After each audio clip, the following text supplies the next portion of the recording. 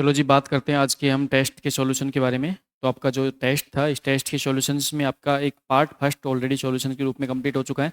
Part second के रूप में आपके जो नेटवर्क सिक्योरिटी के जो क्वेश्चंस थे, उस नेटवर्क सिक्योरिटी क्वेश्चंस का हम सॉल्यूशन करवाने वाले हैं। टोटल 25 क्वेश्चन है, और 25 जो क्वेश्चन है, अभी तक जो नेटवर्क सिक्योरिटी का जितना पार्ट आपका कंप्लीट हुआ है, उस पार्ट्स में ज़्यादातर हमने जो अभी तक नेटवर्क सिक्योरिटी के रूप में हमने जितने भी लेक्चर कंप्लीट किए, उनमें हमने क्रिप्टोग्राफी से रिलेटेड कॉन्सेप्ट को हमने स्टडी किया है। साथ में हमने नेटवर्क सिक्योरिटी के गोल्स को हमने स्टडी किया है, नेटवर्क सिक्योरिटी के अटैक्स की हमने बात की है। तो हमारे सिक्योरिटी गोल कौन कौन से होते हैं, उन पे कौन कौन से अटैक हमारे परफॉर्म होते हैं, उनसे रिलेटेड हमने जो पार्ट स्टडी किया, उस पार्ट से रिलेटेड जो क्वेश्चन है उनको हम क्या करते हैं, यहाँ पे सोल्व करवाने वाले हैं। ठीक, तो सबसे पहले जो क्वेश्चन आपके सामने है, तो एक बार आप भी आंसर दीजिए, मैं भी आपको यहाँ पे सोल्व करवाने वाला हूँ, आपका रिवाइज भी हो जाएगा।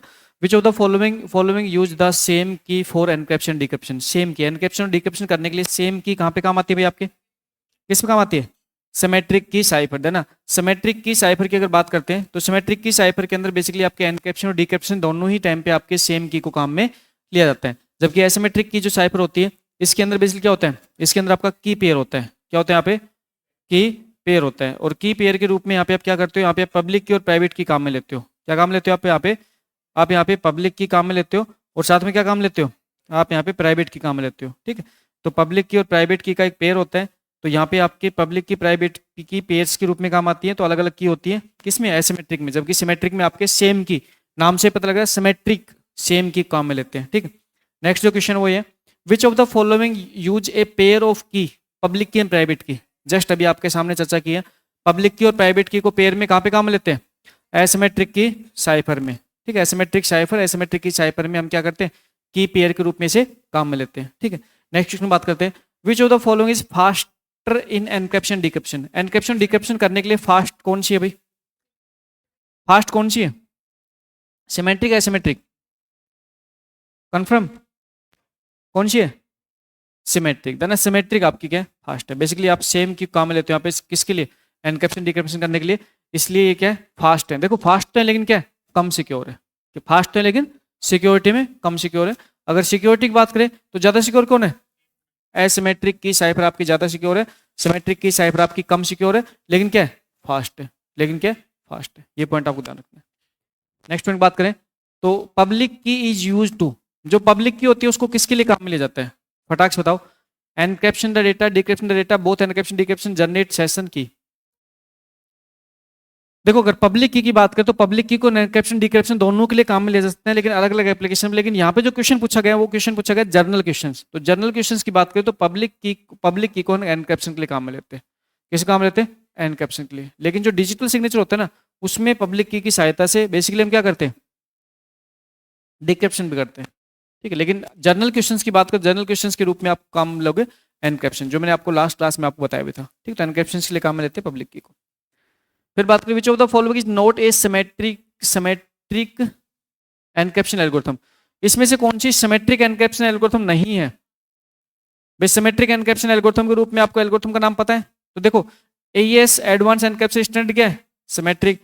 डीएस डेटा एनक्रिप्शन स्टैंडर्ड क्या है, सिमेट्रिक। ब्लूफिश क्या है, सिमेट्रिक। आरएस है, आरएस क्या है, एसिमेट्रिक। आरएस बेसिकली आपके 3 साइंटिस्ट के नाम से बने हुए एल्गोरिथम है जो आपके एसिमेट्रिक होती है। फिर नेक्स्ट बात करें, what is the main disadvantage of symmetric की एनक्रिप्शन। बताओ भाई, जो सिमेट्रिक की एल्गोरिथम उसका मेन डिसएडवांटेज क्या है, मेन डिसएडवांटेज क्या है, इट इज वेरी स्लो, नहीं स्लो नहीं है, फास्ट है। Key distribution difficult, it use two key, it can not encrypt text. ना यहाँ पे की डिस्ट्रीब्यूशन और डिफिकल्ट है। सिंपल सी बात है, सेम की यहाँ पे एनक्रिप्शन डिक्रिप्शन के लिए काम में आती है, और सेम की को हम जो डिस्ट्रीब्यूट करते हो पब्लिक नेटवर्क के माध्यम से करते हैं। की डिस्ट्रीब्यूट करने के लिए हम किसकी काम में लेते हैं, हम पब्लिक नेटवर्क काम में लेते हैं। तो पब्लिक नेटवर्क के अंदर की को डिस्ट्रीब्यूशन करना आपकी टफ टास्क होती है, किसके लिए, सिमेट्रिक के लिए। In public key cryptography the message encrypted with the public key can only be decrypted by. Public key cryptography में जो मैसेज एनक्रिप्ट होता है पब्लिक की सहायता से, उसे किससे डिक्रिप्ट कर सकते हैं, अनदर पब्लिक की से, सेम पब्लिक की से, प्राइवेट की करस्पॉन्डिंग टू दैट पब्लिक की, है ना। की पेयर के रूप में होती है, पब्लिक की प्राइवेट की पेयर के रूप में होती है। तो जिस पब्लिक की से मैसेज एनक्रिप्ट हुआ है उसकी रेस्पेक्टेड प्राइवेट की से ही, जिस प्राइवेट, क्या लिख दिया यहाँ पे, जिस पब्लिक की से मैसेज एनक्रिप्ट हुआ है उसके रेस्पेक्टेड प्राइवेट की से मैसेज क्या होगा, डिक्रिप्ट होगा। ठीक है, ध्यान रखना है। हाँ जी, एसिमेट्रिक, एसिमेट्रिक। ठीक है, अच्छा नेक्स्ट बात करते हैं यहाँ पे। नेक्स्ट हमारे पास है which one of the following statement is true about symmetric and asymmetric cryptography. Symmetric और एसिमेट्रिक क्रिप्टोग्राफी के बारे में सही कथन बताओ भाई, सही बात बताओ, सही बात कौन सी। Asymmetric cryptography provide authentication, asymmetric cryptography faster than symmetric. देखो, symmetric cryptography required secure key exchange, both use use two different key. देखो बोथ यूज टू डिफरेंट की गलत बात है, ठीक है। एसिमेट्रिक क्रिप्टोग्राफी फास्ट, ये गलत बात है। Symmetric cryptography provide authentication, authentication provide करते हैं सिमेट्रिक क्रिप्टोग्राफी, कैसे करती है भाई, ऑथेंटिकेशन मतलब नहीं है। एसिमेट्रिक ऑथेंटिकेशन करती है, क्यों, क्योंकि की पेयर में होती है, पब्लिक की प्राइवेट की पेयर में होती है, इसलिए ऑथेंटिकेशन कर पाते हो वहां पे, किसमें, एसिमेट्रिक में। तो राइट आंसर क्या हो जाएगा, सी। Symmetric cryptography required secure key exchange, symmetric cryptography में सिक्योर की एक्सचेंज रिक्वायरमेंट होती है ना। एसिमेट्रिक की जो है ना वो ऑथेंटिकेशन प्रोवाइड क्यों कर पाती है, क्योंकि की पेयर में होती है। की किस में होती है, पेयर में। जिस जिस पब्लिक की से मैसेज एनक्रिप्ट हुआ उसके रेस्पेक्टेड प्राइवेट किस क्या होगा, डिक्रिप्ट होगा, तो ऑथेंटिकेट हो गया ना, ऑथेंटिकेशन हो गया ना।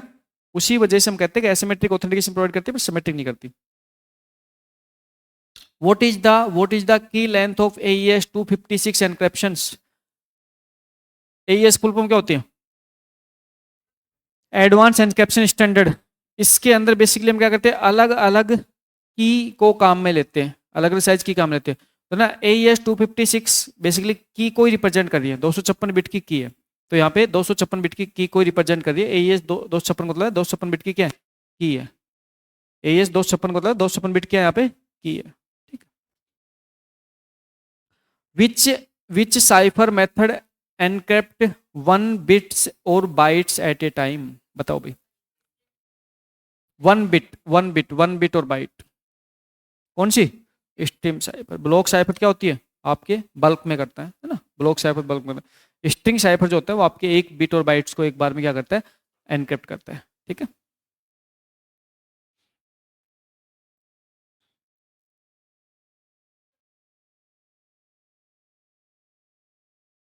ये तो देखो, ये तो इनके सब्सटीट्यूशन साइफर्स के अंदर जैसे भी देखो ना, सब्सटीट्यूशन साइफर, ट्रांसपोज साइफर, तो ये दो टेक्निक्स है आपकी सिमेट्रिक की, ठीक है, जिसके अंदर क्या करते हैं, सब्सटीट्यूट करते हैं। सब्सटीट्यूट मतलब उसको एक करेक्टर्स को दूसरे करेक्टर से रिप्लेस करते हैं। ट्रांसपोजिशन क्या करते हैं, उसकी पोजीशन चेंज करते हैं, ठीक है। तो ये तो उसके टाइप्स है, ये तो उसके टाइप्स है।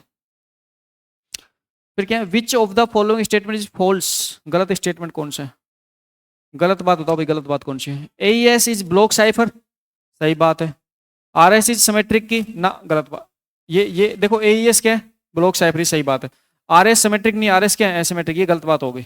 Differ Hillman is used for की एक्सचेंज, बिल्कुल सही बात है। DS इज सिमेट्रिक, बिल्कुल सही बात है, ठीक है। तो RS हैं वो एसिमेट्रिक हैं, वो सिमेट्रिक नहीं होती है, तो गलत बात कौन सी है, सेकंड।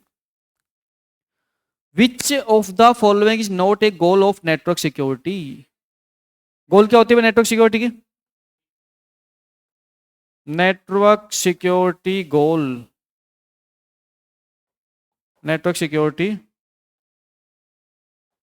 गोल्स क्या होती हैं, CIA। CIA मतलब क्या, कॉन्फिडेंशियलिटी, कॉन्फिडेंशियलिटी, इंटीग्रिटी, इंटीग्रिटी और अवेलेबिलिटी, ठीक है। ये सिक्योरिटी गोल होती है। तो यहाँ पे कॉन्फिडेंशियल, इंटीग्रिटी, अवेलेबिलिटी या रिडंडेंसी नहीं होती है, रिडंडेंट सिक्योरिटी गोल आपकी नहीं होती है। नेक्स्ट बताओ भाई, अभी जस्ट आपके सामने बताया CIA ट्राइड इंफॉर्मेशन सिक्योरिटी, क्या है, कॉन्फिडेंशियल, इंटीग्रिटी और अवेलेबिलिटी, कॉन्फिडेंशियलिटी, इंटीग्रिटी और अवेलेबिलिटी, ठीक है। CIA का मतलब होता है कॉन्फिडेंशियलिटी, इंटीग्रिटी और अवेलेबिलिटी, ठीक है। नेक्स्ट बताओ, the goal of integrity ensure that, integrity मतलब क्या होता है भाई, data can be access only by authentication user, data is accurate and has not been modified. तो इंटीग्रिटी मतलब क्या होता है, इंटीग्रिटी मतलब डेटा को किसी ने मॉडिफाई नहीं किया है, डेटा इज एक्यूरेट, डेटा सही है और उस डेटा को किसी ने मॉडिफाई नहीं किया है। तो इंटीग्रिटी हमें यही बताती है कि डेटा को पब्लिक नेटवर्क में किसी के द्वारा मॉडिफाई नहीं किया गया है, ठीक है, बी। नेक्स्ट देखो, which of the following attack violate confidentiality, बताओ भाई। कॉन्फिडेंशियल मतलब प्राइवेसी। कॉन्फिडेंस मतलब क्या होता है? प्राइवेसी। तो अगर आपकी प्राइवेसी कोई भंग कर रहा है तो अटैक कौन सा होता है? प्राइवेसी कोई भंग करता है तो अटैक कौन सा होता है? इंटरसेप्शन। मतलब इंटरसेप्ट कर रहे हैं आपको, है ना, आपकी प्राइवेसी कोई भंग कर रहे हैं तो इंटरसेप्शन अटैक होता है वो। कैसे अटैक होता है? इंटरसेप्शन। तो सिक्योरिटी अटैक के रूप में इंटरसेप्शन मतलब होता है कॉन्फिडेंस अटैक है ये। ए television broadcast is an example of transmission simplex. Television broadcast आपका सिंप्लेक्स का एग्जांपल है। ठीक, टेलीविजन ब्रॉडकास्ट आपका सिंप्लेक्स एग्जांपल है। मॉडिफिकेशन अटैक वॉयलेट विच सिक्योरिटी गोल्स। मॉडिफिकेशन अटैक बताओ भाई। मॉडिफिकेशन मतलब चेंज हो गया भाई, चेंज हो गया। मॉडिफिकेशन मतलब क्या कर दिया गया? चेंज कर दिया गया। अब आपने क्या किया? डेटा क्या कर दिया? चेंज कर दिया। ये मॉडिफिकेशन अटैक आपका कौन सा है? एक्टिव पैसिव है? एक्टिव अटैक है पैसिव अटैक है? एक्टिव अटैक है। और किस पे हो रहा है? इंटीग्रिटी पे हो रहा है ना। इंटीग्रिटी का मतलब होता है कि डेटा जब नेटवर्क में ट्रांसमिट हो तो वो चेंज नहीं होना चाहिए, लेकिन अगर चेंज हो गया तो अटैक किस पे हो रहा है? इंटीग्रिटी पे हो रहा है। तो सारे सिक्योरिटी गोल, सारे अटैक आप बहुत अच्छे जानते हो। Denial of service attack violate which goal. Denial of service मतलब आपको सर्विस अवेलेबल होने से रोका जा रहा है। यूजर को सर्विस अवेलेबल होने से रोका जा रहा है। सर्विस अवेलेबल होने से, सर्विस अवेलेबल होने से रोका जा रहा है, होने से रोका जा रोका जा रहा है। ठीक है, तो ये अटैक किस पे हो रहा है? अवेलेबिलिटी पे हो रहा है। अटैक किस पे हो रहा है? अवेलेबिलिटी पे। सही बात है भैया आपकी। इस स्पूफिंग अटैक, देखो स्पूफिंग अटैक क्या होता है? Spoofing attack target which type of security goal. Spoofing attack का मतलब क्या होता है? ना एक स्नूपिंग अलग होता है। सुनो, स्पूनिंग अलग होता है ना, ये अलग होता है। ठीक है, स्पूनिंग अलग होता है। स्पूफिंग अटैक का मतलब क्या होता है? हम्म? डेटा चोरी करना किस रूप में? अटैक किस रूप में होता है?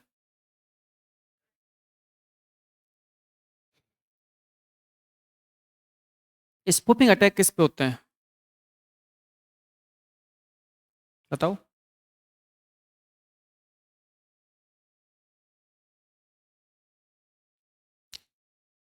स्नूफिंग मतलब क्या होता है इसका? देखो, स्नूफिंग मतलब क्या होता है? स्पूफिंग हमला किस टाइप की सुरक्षा को लक्षित करता है? कॉन्फिडेंशियल या ऑथेंटिकेशन? इंटीग्रिटी अवेलेबिलिटी तो होगा नहीं। ऑथेंटिकेशन या कॉन्फिडेंशियलिटी? ऑथेंटिकेशंस। किस टाइप के? ऑथेंटिकेशंस। ठीक, जिसके अंदर क्या किया जाता है? जिसके अंदर आपको बिना बिना ऑथेंटिकेट किए ही आप क्या करते हो? आप डायरेक्टली क्या करते हो? एक्सेस करने की बात करते हो। विच of the following is an active attack? Active attack बताओ भाई। मॉडिफिकेशंस, है ना। इंटरसेप्शन, ट्रैफिक एनालिसिस, एवस ड्रॉपर्स आपके क्या है? पैसिव अटैक है। आपके तीन में देखो, interceptions, traffic analysis, eavesdropper आप क्या है? पैसिव अटैक है। Passive attack. The primary difference between active and passive attack बताओ भाई। एक्टिव और पैसिव अटैक के प्राइमरी डिफरेंस क्या है? Active attack change data, passive do not. Passive attack destroy hardware, both are same. Passive active are illegal. A, active क्या करेगा? Data क्या करेगा? चेंज करेगा, बट पैसिव डेटा चेंज नहीं करता। नेक्स्ट बताओ। The Caesar cipher is an example of which of the following cryptography techniques बताओ भाई। सीजर साइफर किसका एग्जांपल है? Substitution cipher. सीजर साइफर किसका एग्जांपल है? Substitution cipher. ठीक है, सीजर साइफर सब्सटीट्यूशन साइफर का एग्जांपल है। In stenography the file use to hide secret data is called. जो फाइल है वो हाइड करती है। Stenography the file use to hide secret data is called. Secret file, cipher file, की file, कैसी file? Cover file. कौन सी होती है? Cover file. कवर फाइल होती है जो डेटा क्या करती है? हाइड करती है। कवर फाइल कवर करती है डेटा को ना। नेक्स्ट देखो। The process of detecting hidden data inside a file is known as. अगर आपने किसी फाइल के अंदर छिपे डेटा का पता लगाने की प्रक्रिया को क्या कहा जाता है? स्टेगनो क्वेश्चन पढ़ो अच्छे से। Process of detecting hidden data inside a file is known as, आपके एक फाइल्स के अंदर डेटा छुपा हुआ है और आपने उसका पता लगा लिया, आपने उसका क्या लगा लिया, पता लगा लिया। इसका मतलब स्टेनोग्राफी टेक्निक्स होती है जिसके अंदर हम क्या करते हैं, किसी फाइल्स के अंदर, इमेज के अंदर डेटा को छुपाते हैं, और आपने अगर पता लगा लिया तो इसका मतलब आपने क्या कर लिया, स्टेनो एनालिसिस, स्टेग्नोलिसिस, क्या कर लिया आपने, स्टेग्नोलिसिस। आपने मैक्सिमम स्टैंडर्ड आंसर क्या क्या होगा, स्टेनोग्राफी। भाई क्वेश्चन तो पढ़ो, क्वेश्चन तो पढ़ो, क्वेश्चन क्या कहना चाह रहा है। स्टेग्नो एनालिसिस बी आएगा इसका, डी नहीं आएगा, ठीक है, बी आएगा, डी नहीं आएगा।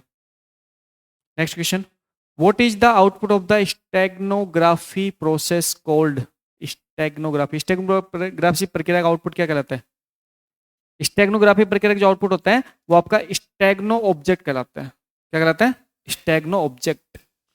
स्टेग्नोग्राफी प्रक्रिया का जो आउटपुट होता है वो स्टेग्नो ऑब्जेक्ट कहलाता है। इस टाइप से आपसे 25 क्वेश्चंस के रूप में आपसे क्वेश्चन पूछे गए थे, जो कि आपके नेटवर्क सिक्योरिटी से रिलेटेड अभी तक जितना कॉन्सेप्ट आपने स्टडी किया है उससे रिलेटेड आप क्वेश्चन थे। और नेटवर्क सिक्योरिटी से रिलेटेड आपने जो कॉन्सेप्ट स्टडी किया है उस कॉन्सेप्ट के रूप में अगर बात करें तो कॉन्सेप्ट आपने अभी तक क्रिप्टोग्राफी कॉन्सेप्ट को स्टडी किया है, साथ में सिक्योरिटी गोल्स क्या होती है, सिक्योरिटी अटैक्स कौन कौन से अटैक्स होते हैं, क्रिप्टोग्राफी आपने सिमेट्रिक एसिमेट्रिक की एल्गोरिथम के बारे में स्टडी किया है। बेसिक बेसिक कॉन्सेप्ट आप जितने भी स्टडी किया उनसे रिलेटेड क्वेश्चन थे, और सारे के सारे क्वेश्चन आपने आंसर के रूप में आपने अपने टेस्ट पेपर में प्रोवाइड किए होंगे। तो अभी इसके बेस पे आप अपना एनालिसिस कर लेना, जो आपका आंसर्स के रूप में जो आपके गलत हो रहे हैं उनमें आप देख लेना कि आपने कौन से क्वेश्चंस को आपने किस टाइप से कैसे गलती, मतलब आपने क्या गलती की है, उस गलती को सुधार लेना, अपने नोट्स कॉपी में उस गलती को नोट डाउन कर लेना। नेक्स्ट इन फ्यूचर से ऐसी गलती नहीं होनी चाहिए।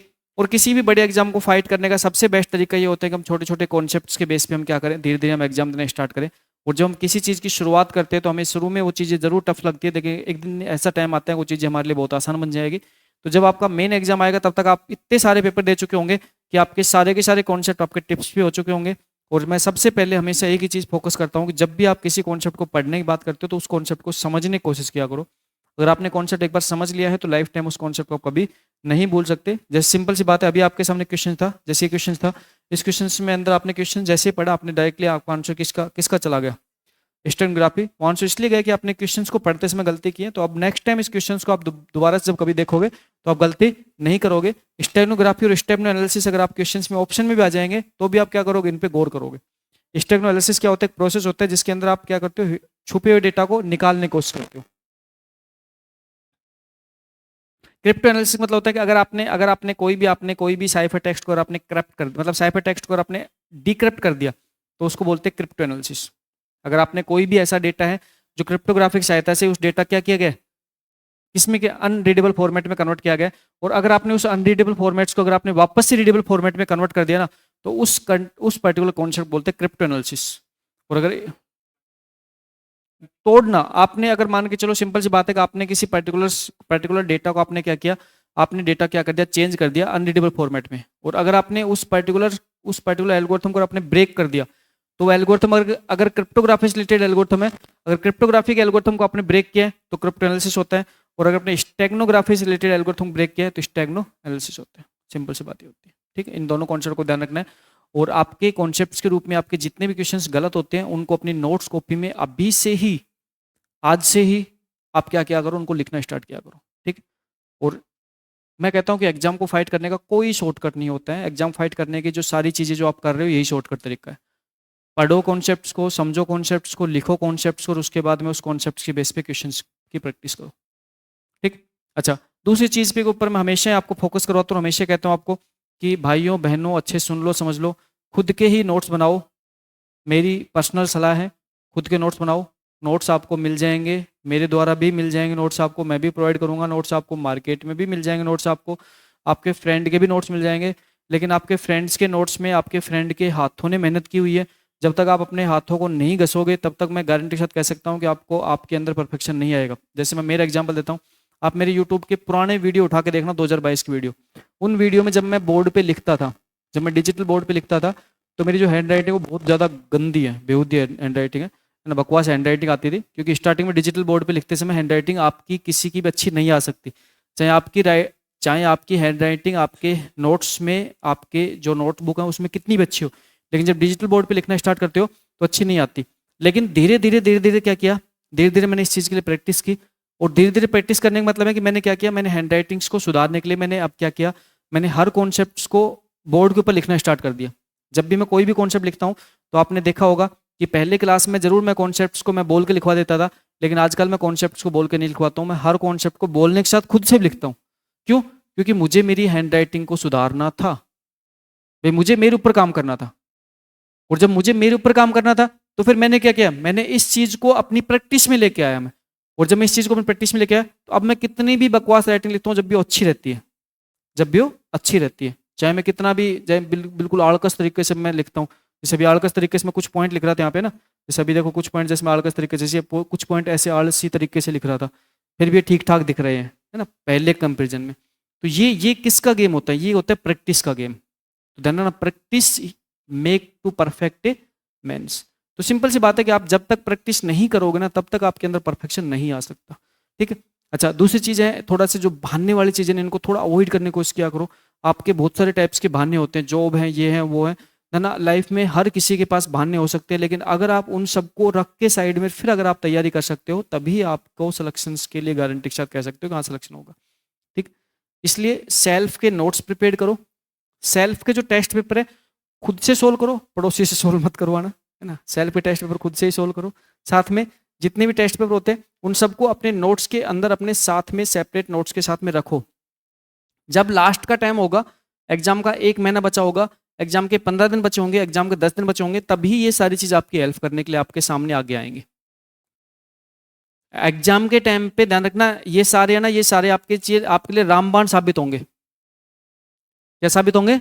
रामबाण साबित होंगे। क्यों? क्योंकि आपके अपने हाथ से लिखे हुए हैं, और आप जब इनको एक बार नजरों में से निकालोगे ना तो आपकी सारी चीजें ऑटोमेटिक रिकॉल हो जाएंगी।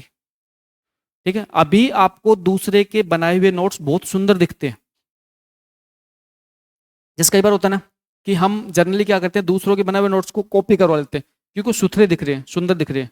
अच्छी बात है, सुंदर दिखते भी हैं, हमें पता है दूसरे के बनाए हुए नोट सुंदर दिखते हैं, लेकिन वो दूसरे के बनाए हुए नोट सुंदर तब तक दिखते हैं जब तक कि हम क्या करते हैं, हम उनको दूसरों के हाथों में देखते हैं। लेकिन जब हम उनको अपने हाथों में लेके आते हैं ना और जब पढ़ना स्टार्ट करते हैं और एग्जाम का टाइम आता है, तब पता लगता है कि ये जो सुथरे नोट्स है ना, ये सुथरे नोट अच्छे नहीं थे। इससे अच्छा तो हम अगर हमारी खुद की राइटिंग और बकवास नोट्स लिख लेते ना, वो ज़्यादा अच्छे होते हैं। तो इसलिए नोट्स सेल्फ प्रिपेयर करो। जब भी आप नोट्स बना रहे होते हो उस नोट्स की जो कॉपी है उसके साथ में अपने सारे टेस्ट पेपर वगैरह क्या कर लो, अटैच कर लो। सारे टेस्ट पेपर्स के जो सॉल्यूशंस है उसमें जो गलतियां हुई है उनको अपने नोट्स में लिख लो। धीरे धीरे ये चीज़ करते रहोगे, एग्जाम आपका ऑटोमेटिक फाइट हो जाएगा। इन फ्यूचर्स में जितने भी आपके एग्जाम आएंगे सब एग्जाम्स को आपको देना है, चाहे वो EMRs हो, KVS हो, कंप्यूटर नॉलेज हो, कोई भी एग्जाम है सबको एग्जाम को देना है, कोई एग्जाम नहीं छोड़ना है। सिलेक्शन अपने आप हो जाएगा। ठीक है। मेहनत जरूर मांगते हैं फील्ड, लेकिन हाँ ये फील्ड ऐसी फील्ड है जो आपको रिजल्ट 100% दे के जाती है। थैंक यू, टेक केयर, मिलते हैं नेक्स्ट क्लास में।